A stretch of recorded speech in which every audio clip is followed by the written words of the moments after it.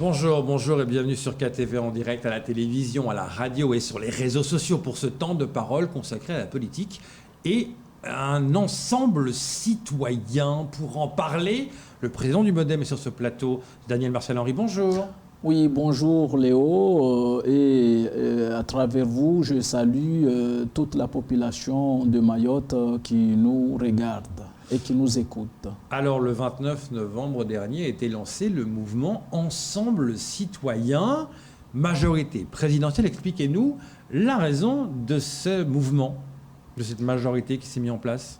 Alors, la raison est double. Comme vous l'avez dit, le 29 novembre dernier, il y a eu à la Mutualité un grand rassemblement pour mettre en place de façon officielle cette fameuse maison commune qui a pris le nom de Ensemble Citoyen.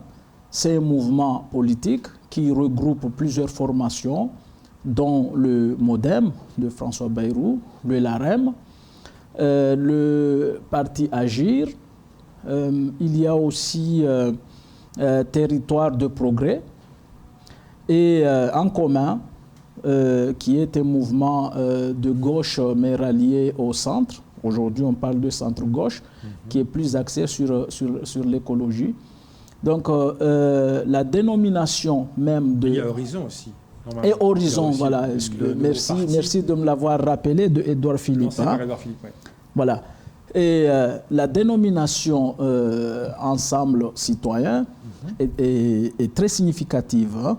D'abord, ensemble, parce que c'est un mouvement qui se veut fédérateur de ces différentes formations politiques, mais aussi de la population française dans son ensemble, parce que vous avez le choix soit d'adhérer à un parti politique, ou bien, libre choix aussi, d'adhérer à Ensemble Citoyen. Non, une association. Voilà, donc, à l'association. Parti politique, hein, c'est un, voilà, c'est une forme de fédération, mais qui est quand même assez très rapprochée, qui se veut très rassembleur.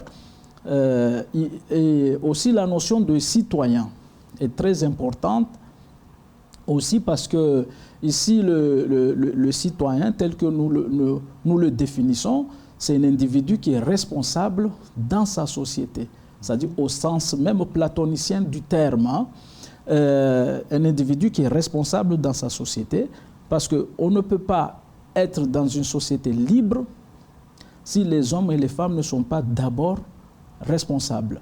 Donc, Ensemble Citoyen, c'est un mouvement qui se veut fédérateur de tous les comment je dirais, les individus qui cherchent à bâtir ensemble la France. Et pourquoi, vous avez demandé tout à l'heure pourquoi ce rassemblement, c'est lié à deux raisons. D'abord, c'est un rassemblement qui s'est fait autour d'un homme, le président de la République, Emmanuel Macron, par rapport aux valeurs qu'il incarne d'humanisme, de progrès, un homme de terrain, un homme, je dirais, aussi, mais aussi par rapport à son bilan. Un bilan, vous savez, quand Emmanuel Macron a pris les rênes de la République en 2017, en 2016 d'abord, la croissance en France a été de l'ordre de 1,1%. Et dès 2017, on est passé à plus de 2% de croissance annuelle.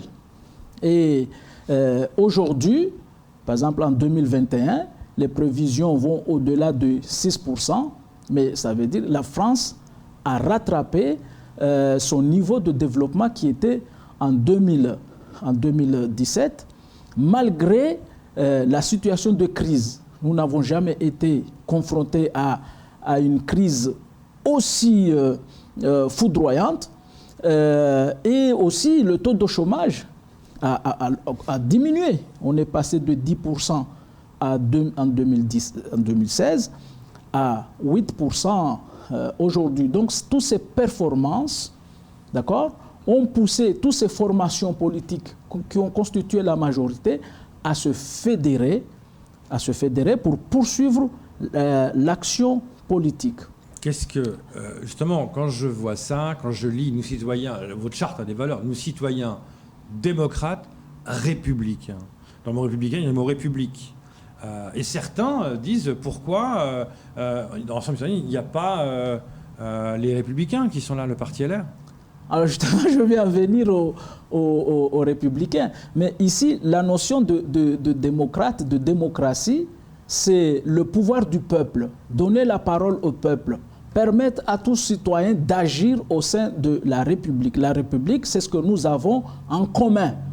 La République appartient à ceux qui ont été, ceux qui sont et ceux qui vont venir. Et justement, ici, par rapport à toute cette montée comment je dirais, de démagogie, de haine, de haine qui sont véhiculées par les autres formations extrêmes, il faut justement rappeler ces valeurs de la République, les valeurs de liberté, d'égalité, de fraternité, les valeurs de solidarité. Justement, c'est pour ça que cette notion de République apparaît justement pour faire front à ces velléités, je dirais, xénophobes, islamophobes et j'en passe. C'est là où vient ce thème de démocratie et de République. Maintenant, vous avez parlé pourquoi les LR ne sont pas là. Ce qu'il faut voir, c'est que c'est toute une contradiction. Le LR aujourd'hui, c'est un mouvement qui est complètement complexé, qui ne s'assume pas. Parce qu'en 2017, vous le savez très bien, ils ont fait le choix de Fillon, d'accord, parce qu'ils ont considéré que Alain Juppé avait une tendance plus ou moins modérée. Donc, c'était la droite décomplexée qui voulait aller vers l'extrême. Et aujourd'hui, ils ont choisi, par exemple, Valérie Pécresse, qui paraît un peu plus potable et modérée, selon eux. Mais justement, le problème, c'est cette complexité. Comment, par exemple, quelqu'un comme Valérie Pécresse, qui avait dit en 2019 que la droite allait plus vers l'extrême, il avait quitté par moment le parti. C'est ce qui la différencie des Ricciotti, c'est qu'elle était plus au milieu qu'en Oui, parce que justement, comment il peut gouverner dans une formation où vous avez des extrêmes et en même temps des modérés. C'est ça la perplexité, la contradiction qu'il y a au sein de cette formation qui aujourd'hui s'est périclitée plus ou moins. Elle va mieux. Quand là on a vu une forme d'unité, on voit qu'elle va mieux. Qu'est-ce que vous répondez quand elle dit quand vous dites qu'Emmanuel Macron c'est un bon bilan, quand vous répondez quand Valérie Pécresse dit que Macron a cramé la caisse? Non, c'est faux parce que quand vous regardez les fondamentaux de la situation économique de la France aujourd'hui, par exemple en termes de comment je dirais de déficit budgétaire, il y a on tend vers une résorption. On est aujourd'hui à moins de 8% de déficit contre 10% en 2016, par exemple. Donc quand elle dit que Macron a cramé la situation financière. C'est le rôle politique. On a vu hier. Mais justement, aujourd'hui, c'est que les citoyens doivent comprendre, c'est que le LR est dans une ambiguïté. C'est un parti qui ne s'assume pas. Mais cela, c'est pas ambigu d'avoir plusieurs formations politiques qui, des fois, ont des idées différentes, bien que proches quelquefois, se mettent ensemble pour un président qui n'est pas encore candidat. Parce que ça risque pas de perdre un peu quelqu'un qui est fondamentalement modem, mais qui n'est pas fondamentalement en marche. Il voit que les deux se mettent ensemble. Est-ce que ça risque pas de perdre un peu la personne ? En réalité, la gouvernance actuelle a montré tout son talent. Parce que jusqu'à là, depuis Valéry Giscard d'Estaing, après Valéry Giscard d'Estaing, disons depuis 1981, jusqu'à là, on était dans ce système dichotomique, droite-gauche, ouais. et avec un système clivant. Il y a eu un président de la République qui a fait abstraction à ces idéologies, par exemple de droite On le dit plus de droite et de gauche. hein. Parce que la différence entre la droite et les gauches et le centre, c'est que la droite et la gauche, ce sont des mouvements corporatistes. Par exemple, la droite applique une politique. À chaque fois qu'on prend une mesure, on cible une frange de la population. Par exemple, quand on mène une politique, par exemple, fiscale, c'est souvent une politique qui avantage d'abord le patronat et on se dit par ricochet, ça va, les avantages vont atteindre la population. Par exemple, au niveau de la gauche, quand on prend une mesure, supposons sur l'augmentation de salaire, on cible une frange de la population et on dit par ricochet, ça va entraîner une dynamique qui va aussi bénéficier à la population.